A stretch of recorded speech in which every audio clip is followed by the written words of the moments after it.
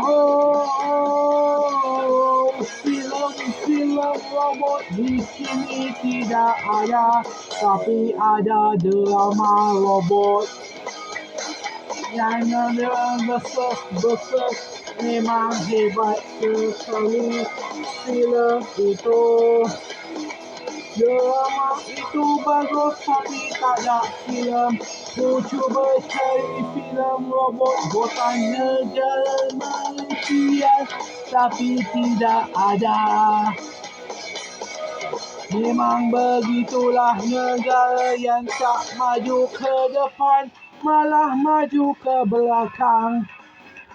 Memang pelik-pelik. Yang ada pun filem raksasa si Abu.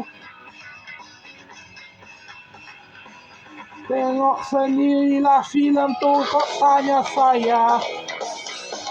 Kamu nanya-nanya, tanya-tanya.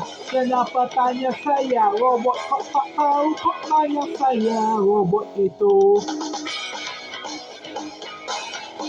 Lalalala, asik-asik. Robot memang banyaklah yang suka robot sampai boleh jadi mainan. Panggung wayang pun buat mainan untuk filem mereka. Nampaknya lembaga filem Malaysia tak ada yang ambil serius buat duit. Yang ada cuba buat filem yang tak jelas. Banyak sekali filem-filem tak jelas yang tidak masuk akal. Cuba jantung pada pelawak lama. Kehormatan tak ada pula untuk pelakon lama dia. Memang begitulah jalan ceritanya filem punya filem.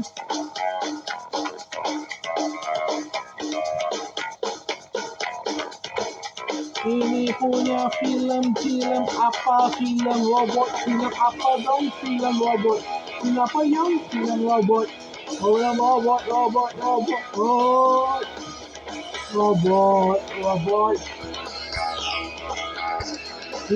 Bak. Aku adalah robot. Bila aku robot, ku nyanyikan lagu ini. Bok. Ku robot. Robot.